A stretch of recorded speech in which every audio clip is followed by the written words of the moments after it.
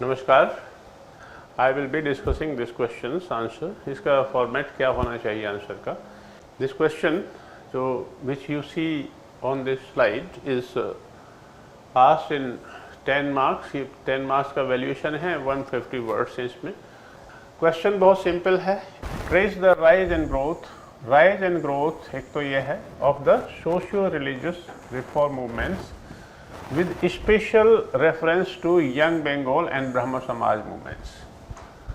तो आपको rise and growth समझाना है, सोशियो रिलीजियस रिफॉर्म मूवमेंट्स का राइज एंड ग्रोथ समझाना है।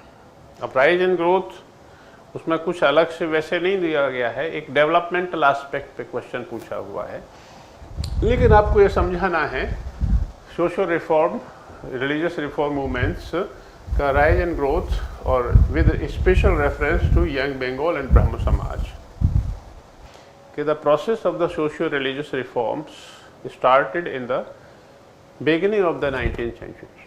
19th सेंचुरी के शुरुआत में ही ये प्रोसेस शुरू हो गई थी।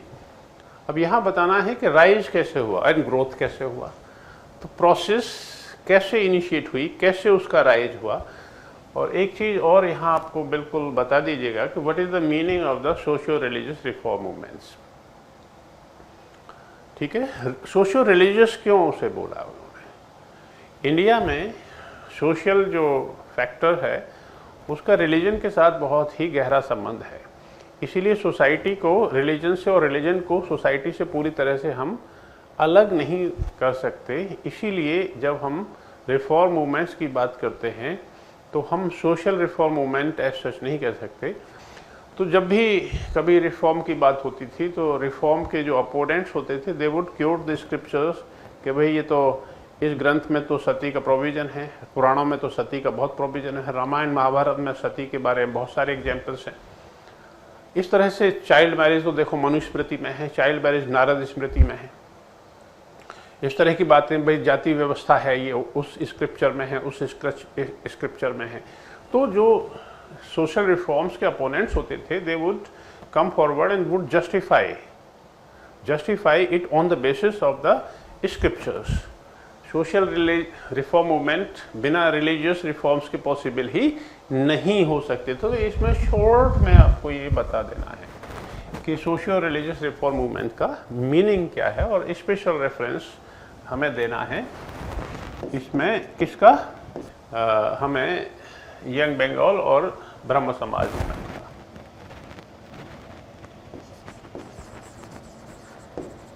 रिफॉर्म्स कैसे हैं वो?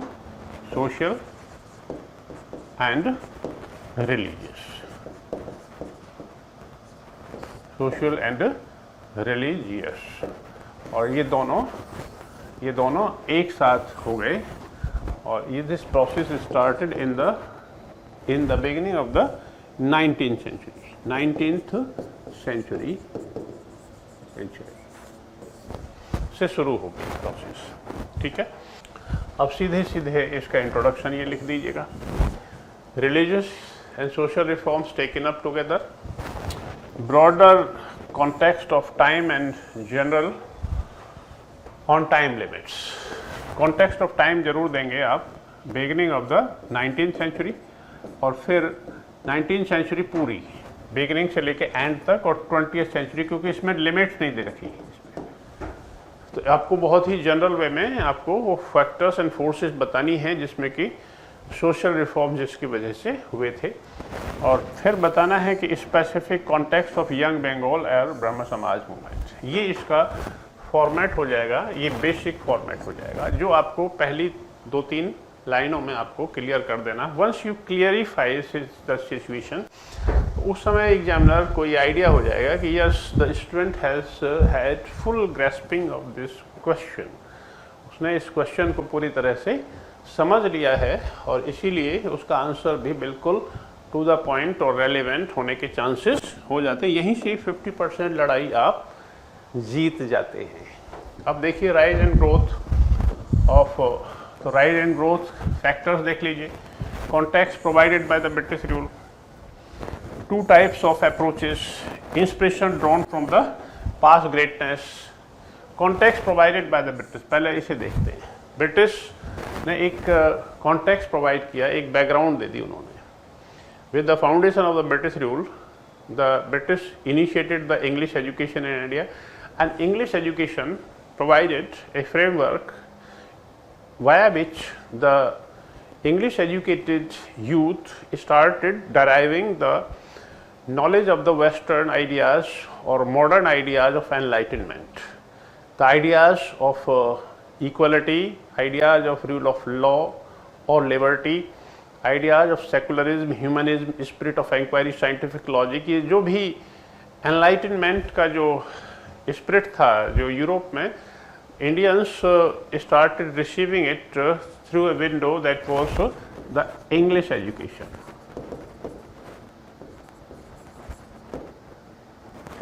English education के through ये इसे समझने लगे थे, and the British also provided a new window through their administrative system which was based broadly on the equality. बेशक इंडियंस और ब्रिटिश लोगों में भेदभाव अंदर खाने होता था, but British came forward and would say that broadly we would not have any discrimination in our police, in our administration, in our judiciary. हम किसी तरह का भेदभाव नहीं बरतेंगे। तो ये एक इक्वलिटी की कॉन्सेप्ट थी, और उनका जो सोसाइटी थी, British society broadly would be based on broader equality of gender, equality of caste system वहाँ है नहीं। तो in the light of the modern ideas of equality, liberty, rationalism, तो Indians started scanning into their own religion, own culture, own society, and then they found out the problems in their society, these evils in their society। इस तरह से context British द्वारा जो provided किया गया था, एक तो इंग्लिश एजुकेशन का और दूसरा एडमिनिस्ट्रेटिव सिस्टम का। एडमिनिस्ट्रेटिव फ्रेमवर्क, पॉलिटिकल फ्रेमवर्क, तो ये जो फ्रेमवर्क उन्होंने प्रोवाइड किया, in this framework the trend towards the social reforms was coming very clearly. अब इसमें दो तरह की अप्रोचेस हमें देखने को मिलती हैं। एक तरह की अप्रोच ये थी कि they would receive the guidance from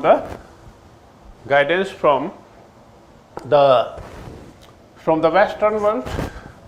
एक तो वो गाइडेंस है जो वेस्टर्न वर्ल्ड से आई via English education, via the new administration, एक तो वो गाइडेंस थी। और दूसरी जो गाइडेंस थी वो ये आई कि ये यहाँ से जो इंडियंस हैं, दे Drew lot of support from there past greatness, और इसमें भी ब्रिटिश का रोल था। उन्होंने बताया कि India has been a hoary culture, past culture and known for its greatness. तो Indians came to be acquainted with their past greatness. इससे उनका कॉन्फिडेंस बढ़ा। The historical researches, the linguistic researches were taken up. History, language, ये सब researches होने लगी, और इससे क्या हुआ, इंडियंस का कॉन्फिडेंस इसमें बढ़ गया। तो उन्होंने ये बना लिया कि हमें we have to open a window towards the west, but at the same time we have to keep sticking to our roots. हमें अपनी जो जड़ है, यहाँ की जो कल्चर है, हमारी अपनी जो हमारा अपना रिलीजन है, हमारी अपनी जो पहचान है, उसे हमें नहीं खोना है। यानी अंग्रेजी सीखने का मतलब नहीं है अपने संस्कारों को हम भूल जाएं। हाँ, Indian society need to be reformed, Indian religion need to be reformed, but and in the light of the western scientific knowledge and the Western ideas, but at the same time we have to keep our connection to our past greatness. तो ये दो तरह की approaches हैं, इनको हमें बताना है। पास्ट ग्रेटनेस में we have to have the idea about the Vedas, Upanishads etcetera. हमें उस अपनी हिस्ट्री से सबक लेना है, तो ये एक बहुत इंपॉर्टेंट यहाँ पे आप मैसेज दे देंगे। अब राइज एंड ग्रोथ में ये फैक्टर्स आपने देख लिए, दोनों तरह के फैक्टर्स हैं, the inspiration drawn from the west and inspiration and motivation coming from the ancient Indian knowledge, उस तरह से दोनों चीज़ें आ गई। तो अब यंग बंगाल मूवमेंट क्या है? Young Bengal movement was basically the movement or the trend towards the radical reforms which was initiated by a Anglo-Indian scholar who was known as Henry Vivian Desrosiers. Henry Vivian Desrosiers. Derozio जो थे एक English professor थे कलकत्ता के Hindu college में, जो बाद में presidency college बन गया। He was an Anglo Indian और he had his love for India. His love is expressed through his poems, and in Hindu college he associated with himself a group of young students who were greatly motivated by the spirit of the French Revolution, equality, liberty, rationality, secularism, etc. And वो क्या कहते थे, अपने जो शिष्य थे उनसे वो कहते थे कि भाई जो वेस्टर्न वैल्यूज़ हैं, ये जो हैं वेस्टर्न वैल्यूज़ हैं, उनको हम एक्सेप्ट करेंगे। और वेस्टर्नाइजेशन की बात वो करते थे, और इसी को हम रेडिकल रिफॉर्म्स कहते हैं, होलसेल। उसमें उन्होंने कहा कि Indian society, Indian religion need to be reformed wholesomely. हमें कुछ भी, कोई भी ट्रेडिशन, कस्टम, प्रैक्टिसेस, पुराने जो रीति रिवाज हैं, उन सबको ख़त्म करना है। India has to emerge as a vibrant, dynamic society, and it would emerge only when we castigate the old। हम पुराने को छोड़ दें, जो इंडियन जो ट्रेडिशंस से, प्रैक्टिसेस से, इविल्स हैं, उनको सबको छोड़ दें, और फिर हम अपने आप को वेस्ट से कनेक्ट करें। वेस्ट से हमें क्या मिलेगा? वेस्ट से हमें मिलेगी वैल्यूज़, नई वैल्यूज़ में इंडियन सोसाइटी को नई वैल्यूज़ के हिसाब से उसको एक फॉर्मेट देने की ज़रूरत है। और ट्रेडिशनल कल्चर को उन्होंने अटैक किया, और this generated the momentum towards the reforms. ये रिफॉर्म्स की तरफ उन्होंने रिफॉर्म्स की तरफ, ये जो रिफॉर्म्स थी, ये रेडिकल रिफॉर्म्स थी, उसकी तरफ उन्होंने मोमेंटम को जनरेट किया।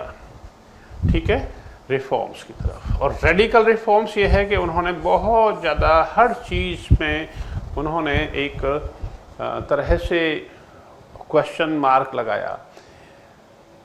Henry Vivian Derozio and his disciples stood for the truth, stood for the debates, stood for the discussion.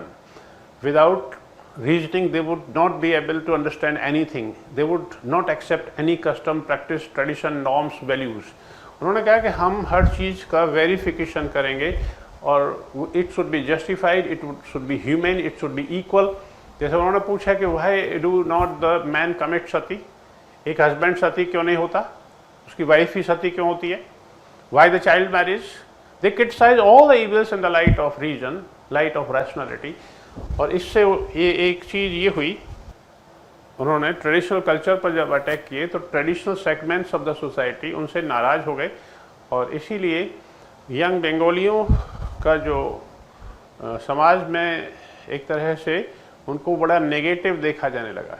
Young Bengali वो है जो हर तरह की नेगेटिविटी के साथ उन्हें दिखाई पड़ता था कि अब ये यंग बंगाली है, हर तरह के 50 तरह के प्रश्न पूछेगा। इसलिए बंगाल की ट्रेडिशनल सोसाइटी में, जिसमें दुर्गा पूजा, काली पूजा होती थी, उसमें कस्टम्स, प्रैक्टिसेस थे, ऐसी सोसाइटी में यंग बंगालियों को एक तरह का एनाक्रोनिज्म की तरह देखा जाने लगा।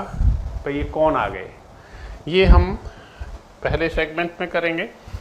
और फिर ब्रह्म समाज movement, an attempt at synthesis, जो राम मोहन रॉय थे, ब्रह्म समाज के फाउंडर थे राम मोहन रॉय। राम मोहन रॉय जो थे वो कलकत्ता के एक जमींदार परिवार में उनका जन्म हुआ था 1772 को, और फिर 1833 में उनकी डेथ हो गई थी।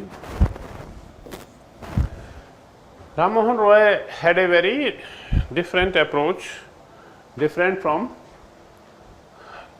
Henry Vivian Derozio. Ram Mohan Roy ने कहा कि जो रिफॉर्म्स हैं वो वेस्टर्न वैल्यू सिस्टम से भी मोटिवेट की जा सकती हैं, यानी वेस्टर्नाइजेशन की प्रोसेस से हम बचें. Whatever is valuable, whatever is positive in the Western value system, we should borrow that. And whatever is useful in our traditional culture, we should also value that.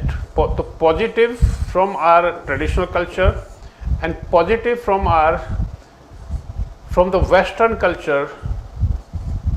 culture should be integrated.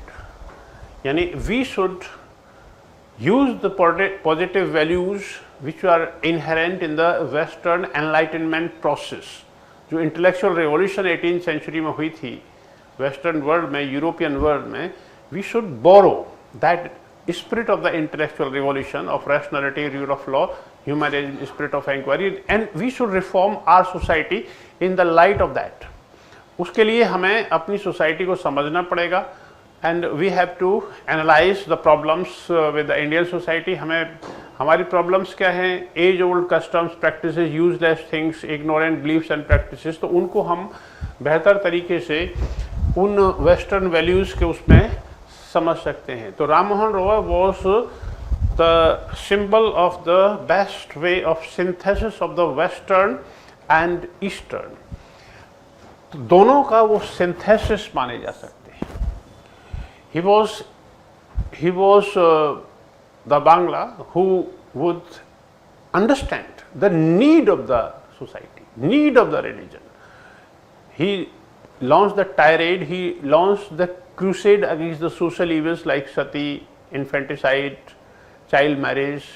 He was in favor of the widow remarriages. तो उन्होंने पूरे जीवन भर संघर्ष किया, लड़ते रहे. वो किसके साथ? इन तत्वों के साथ वो लड़ते रहे. उन्होंने कहा है कि मैं I am a proud Hindu, I believe in the legacy of Vedas and Upanishads. Upanishad और वेदों में जो अच्छी बातें हैं उसे हम एक्सेप्ट करें, और जो बाद में जो बेकार बातें जुड़ गई हैं उन्हें रिजेक्ट करें. राम मोहन रॉय की अप्रोच थोड़ी सी सिंथेटिक थी. राम मोहन रॉय के बाद इस चीज़ को आगे बढ़ाया देवेंद्र नाथ टैगोर, और देवेंद्र नाथ टैगोर के बाद इसे बढ़ाया आगे केशव चंद्र सेन.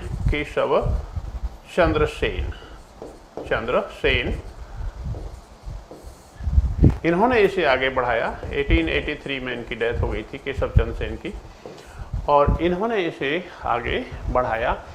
और तो राम मोहन रॉय का जो मूवमेंट था ब्रह्मो समाज, वो एक it is an attempt at synthesis. बाद में जो इंडियन जो सोशल रिफॉर्म्स हैं उसी पैटर्न पर चलते रहे. ब्रह्मो समाज मूवमेंट कंटिन्यूड, और but when in the course of time some traditional approach based movements also appeared in India, just like Arya Samaj movements, which was focused on the traditionalist approach, traditional culture, values. That's why Arya Samaj founder Swami Dayanand Saraswati gave the slogan back to the Vedas. Vedas are the sources of all wisdom. इस तरह से India for Indians ऐसे slogans उन्होंने देने शुरू किए. This was in aggressive trend in the socio religious reform movement. लेकिन फिर एक और इसी से जुड़ा हुआ एक और मूवमेंट था जो थियोसॉफी मूवमेंट था. ये दोनों ही रिवाइवलिस्ट अप्रोच को इंडिकेट करते हैं. Revivalist approach in a way was positive in some sense, but it was also broadly in negative term, क्योंकि इससे एक हमें झूठा एक कॉन्फिडेंस भी आता है. Confidence is not bad, but pseudo confidence is not good for the health of our culture. इस तरह से ये नेगेटिव अप्रोच थी. इस सेंस में हम देखें तो ये ज़्यादा खतरनाक था theosophy movement. In the course of time theosophist accepted the Indian traditional value systems like child marriage, even joint family system. They also accepted the value और merit of the caste system. और फिर the best way of synthesis of these approaches were in the form of Swami Vivekananda and his Ramakrishna mission, उनका जो approach था बिल्कुल बहुत ही balanced approach था, बहुत रैशनल अप्रोच था. ही believed in equality, he believed in the scientific progress of the western world, he believed in the power of the youth and women. At the same time, he was a believer in the value of the English education. And interesting thing is that he was completely involved in the Indian religion and philosophy, the Upanishadic tradition of philosophy that is called as Vedanta. इस तरह से उन्होंने एक synthetic approach अपनाई